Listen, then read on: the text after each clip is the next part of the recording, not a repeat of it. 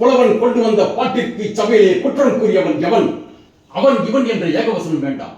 அவை அடக்கத்தோடு கேட்டால் அதற்கு தக்க பதில் கூறுவார்கள். அப்படியானால் மன்னரை விட மற்றவர்களுக்கு இங்கு அதிகாரமோ? இது அரசு சபை என்று தமிழ் பெருஞ்சபை. இங்கு சகலருக்கும் சம உரிமை உண்டு. அதனால் தான் தருமி கொண்டு வந்த பாட்டிலே தவறு கண்டீர்களோ? பழுதுள்ள பாட்டா இருந்ததால் பரிசுக்கு அருகதை இல்லை என்று தடுத்து கூறியவன் நான் தான். யார் இந்த கிழவன்? முத்தமிழ் சங்கத்தின் தலைமை புலவர் நக்கீரரா? கீரரா? தமிழ் சங்கத்தின் தலைவர் என்ற ஆணவத்திலே தான் பாட்டிலே பிழை கண்டீரோ? என்ன குற்றம் கண்டீர்? முதற்கண் பாட்டை இயற்றியது யார்? யாம் இயற்றினோம். எழுதிய நீர் வராமல் இன்னொரு இடம் கொடுத்து அனுப்பியதற்கு காரணம் அது நடந்து முடிந்த கதை. தொடங்கிய பிரச்சனைக்கு வரும்.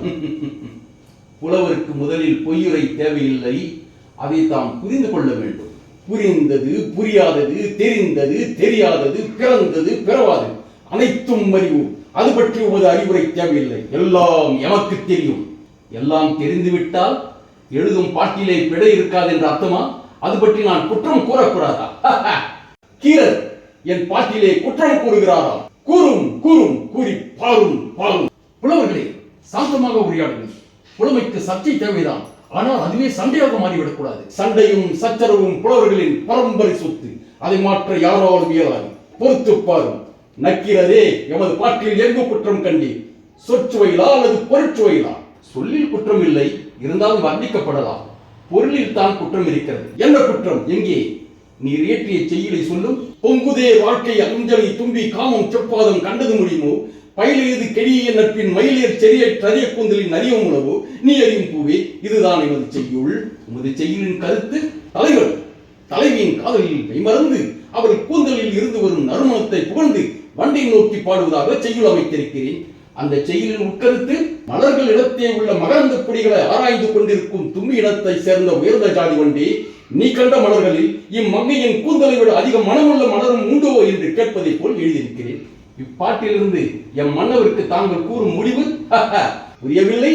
பெண்களுக்கு இயற்கையிலேயே கூந்தலில் மனம் உண்டு என்பதுதான் எமது தீர்ப்பு. ஒரு காலம் இருக்க முடியாது. வாசனாதி திரவியங்களை பூசிக்கொள்வதனாலும் தொடர்ந்து மலர்களை சூடிக்கொள்வதனாலும் ஒரு பெண்ணுக்கு கூந்தலில் மனம் இருக்க முடியுமே தவிர, பிறப்பிலிருந்தே வெறும் கூந்தலுக்கு இயற்கையில் மனம் உண்டு என்பதை ஒரு காலம் ஒப்புக்கொள்ள முடியாது. தம ஜாதி பெண்களுக்கு கூட இயற்கையில் கூந்தலில் மனம் கிடையாது. கற்பு கரசிகளாய் விளங்கும் பெண்களுக்கு கூட செயற்கையில் என்று இயற்கையில் கூந்தலில் ஒரு காலம் மனம் இருக்க முடியாது. தேவலோக பெண்களுக்கு 14 லோகத்தில் உள்ள பெண்களுக்கும் அப்படித்தான். பாக்களை ஏற்றும் முன் நாக்கிலே உழவுகிறாளே பாரதி, அவளுக்கும் இதே நிலைதான். கலைமகள் என்ன? நான் அன்றாடும் வழிபடும் ஈசனுக்கு இடப்பக்கம் அமர்ந்திருக்கிறாளே அன்னை மலரவள் உமையவள், அவளுக்கும் அப்படித்தான். உண்மையாக உண்மையாக நிச்சயமாக நிச்சயமாக உனது தமிழ் மீது ஆணையாக, எனது தமிழ் புலமையின் மீது ஆணையாக. நக்கீரா, நன்றாக என்னை பார். நான் எழுதிய தமிழ் பாட்டில் குற்றமா? ஆண்டவா, புலவரே, நீரே முக்கண் முதல்வனாயும் ஆகுக. உமது நெற்றியில் ஒரு கண் காட்டிய போதிலும் உமது உடம்பெல்லாம் கண்ணாக்கி சுட்ட போதிலும் குற்றம் குற்றமே. நெற்றிக்கண் திறப்பினும் குற்றம் குற்றமே. அங்கம் புரிதுபட அருவாளில் நெய் பூசி பங்கம் படவர் என்று கால் பரப்பி சங்கதனை கீர் கீர் என்று அதுக்கும் நக்கீரனு என் கவியை ஆராய்ந்து சொல்லத்தக்கவன். சங்கருப்பது எங்கள் குலம், சங்கரனார் கேது குலம். சங்கை அறிந்துண்டு வாழ்வும் அரணே உன்போல் இறந்துண்டு வாழ்வதில்லை. நக்கீரா!